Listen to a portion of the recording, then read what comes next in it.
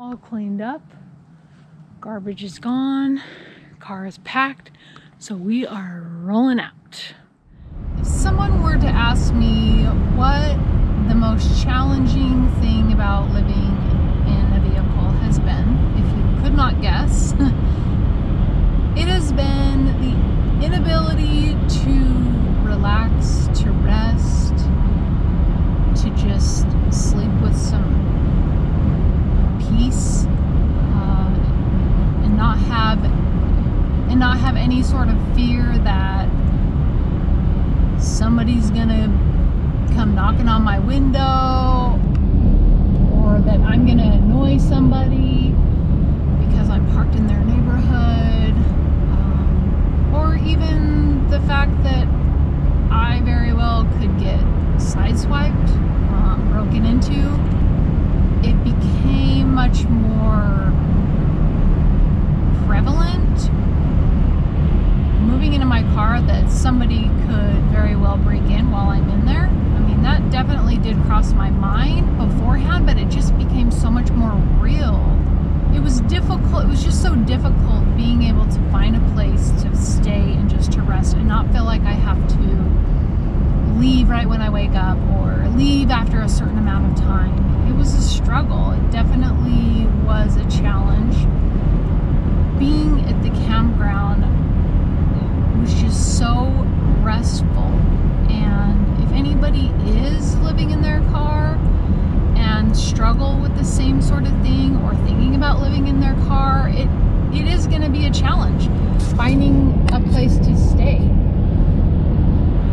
So I would really recommend going to a campground, whether it's free or paid, just so you have the peace of mind that that's your spot for the period of time that you're going to be there. Even the days that I was in the city and I would tell myself, yeah, I'm just going to take it easy, I was still on edge and still like, what is that noise? Do I hear something?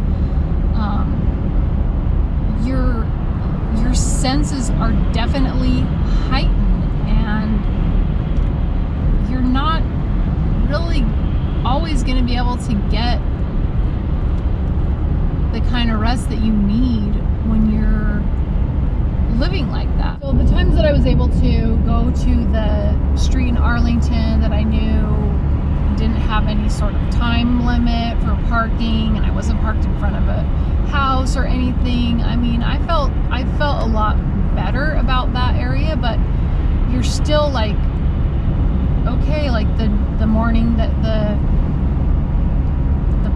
parking enforcement was there, why was he there? I have no idea. There were no signs with a time frame, a time limit on that particular street. It was just so nice to be able to go camping and relax and rest and have access to a restroom, a pit toilet, whatever it was. It was still luxury having that available if and when I needed it. It was nice to also have a table that I could kind of set things up on and cook on and be in and out, and even straightening my car. I cannot emphasize enough, if you are doing this currently or are thinking about it, take some breaks here and there and just go camping, because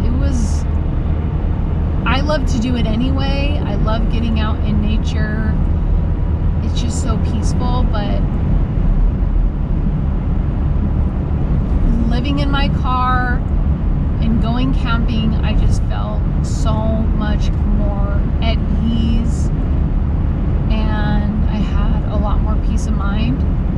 I just definitely wanted to pass that advice on to anybody who is currently living in their vehicle or considering it. Just find a place that you can go and have for a night or two or more if you can manage it. I get why people go dispersed camping and they just stay put. Like, you don't have to worry about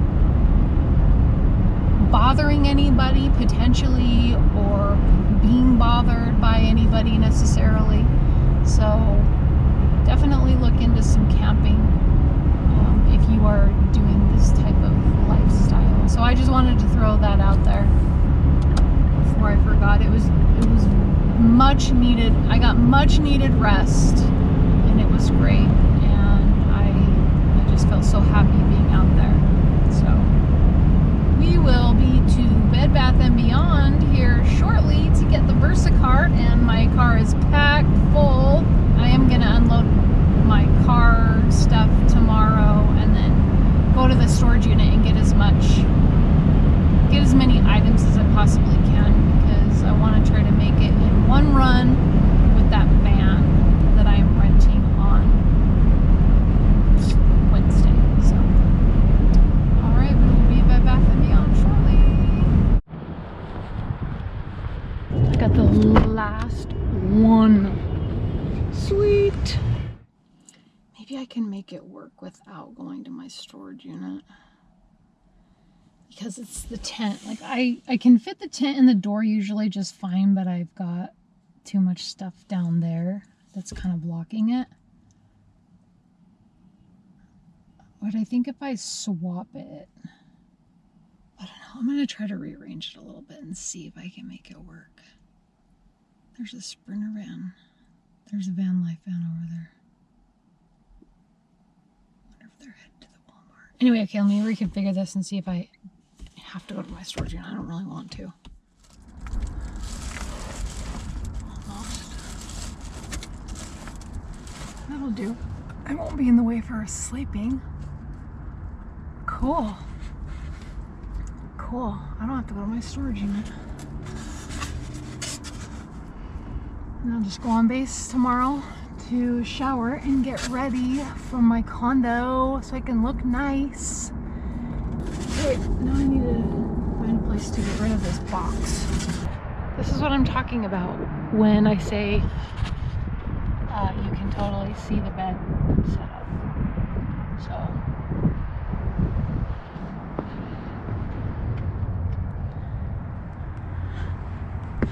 But I leave the back window on, I leave the little windows on, and yeah, I mean, just because the lights are on in there. And there's where my head goes. Let me turn the lights off.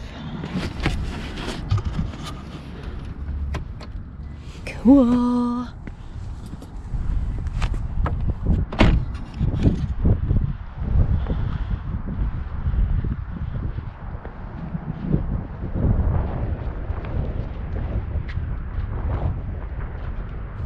If I ever drive with the bed forward like this and the seat, I'll usually I take off the coat, and then that way I can still see the rear view mirror there. But yeah, I mean, that's how far up it is. It's pretty far, but it's a nice handrest for sure.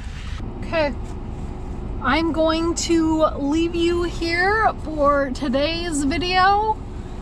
It has been my final full day living in my car. Oh my gosh. 43 days. Tomorrow is 44.